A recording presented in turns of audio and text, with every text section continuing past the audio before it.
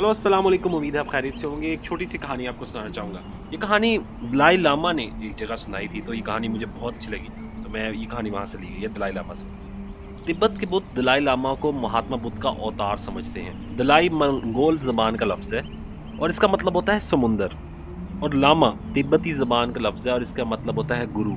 यानी दलाई लामा का मतलब होता है समुंदरों जितना वसी और ताकतवर। तिब्बती बुद्धों का जब कोई लामा मरने लगता है, तो ये वफ़ात से पहले अपने दोबारा जहाँ इसने पैदा होना होता है, वहाँ उस घर की निशानदेही कर देता है, जिसमें उसने दोबारा जन्म लेना होता है। लिहाज़ा लामा की वफ़ात के बाद लोग उस घर को घेर लेते हैं, और जो ही इस घर में कोई नर बच्चा पैदा होता है, ये लोग उसे लामा डिक्लेयर कर देते हैं। तिब्बत के लोग अपने लामा के जब तिब्बत के लोगों का जब लामा मर जाता है, तो लोग उसके जिस्म के छोटे-छोटे टुकड़े कर देते हैं और उसे तबर्रुक के तौर पे महफूज़ कर लेते हैं। इन टुकड़ों को बाद-अज़ां ये लोग बुरी नज़र से बचने के लिए अपने दरवाज़ों पर भी लटकाते हैं, इसके तावीज़ भी बनाते हैं और शिफा के लिए अपने जिस्म पर भी मलते हैं। तिब्बत के मौजूदा दलाई लामा लाहा मोतन तराप हैं।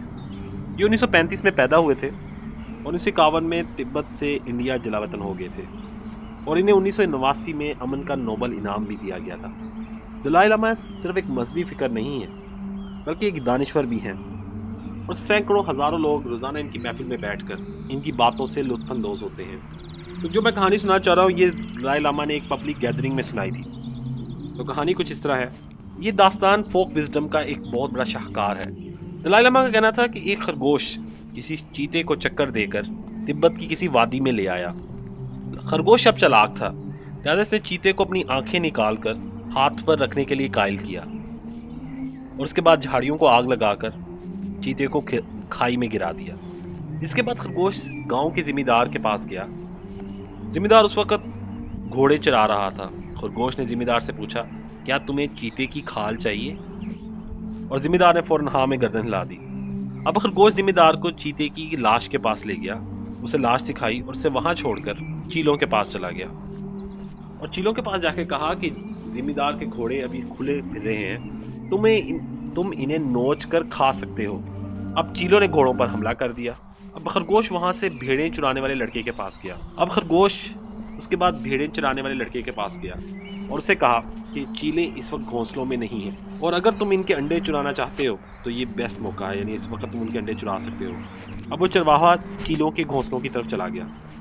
अब खरगोश इसके बाद सीधा भेड़िए के पास गया और उसे कहा, इस वक्त भेड़ों का रखवाला भेड़ों के पास मौजूद नहीं है। तुम अगर भेड़ों को खाना चाहते हो, क्योंकि रखवाला वहां नहीं है, तुम उन्हें खा सकते हो।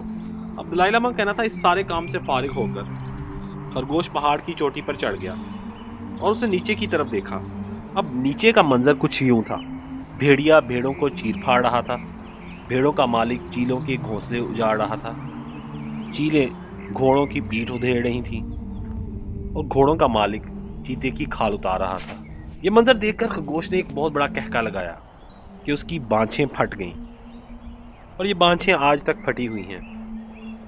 दलाई लामा ने ये कहानी सुनाने के बाद लोगों से कहा कि आप जब भी किसी सूरत हाल को बुलंदी से नहीं देख लेते, आपको उस वक्त तक उस सूरत हाल का मुकम्मल तौर पर अंदाज़ा नहीं होता। लिहाजा जब भी आप देखें, खरगोश की तरह बुलंदी पर बैठ कर देखें। लिहाजा इस कहानी से मैं आपको सिर्फ यही बताना चाहूँगा कि अगर किसी चीज़ का अंदाज़ा लगाना हो, तो सामने जो चीज़ नज़र आ रही है, ज़रूरी नहीं कि वो सही हो। आपको उसको देखने के लिए, उसको परखने के लिए, उसको समझने के लिए ऊंचाई से देखना होगा, क्योंकि समटाइम जो चीज़ें नज़र आ रही होती हैं वो नहीं होती। उम्मीद है आपको कहानी पसंद आई। अगर आपको पसंद आई तो मुझे ज़रूर बताइएगा। Thank you. अल्लाह हाफ़िज़।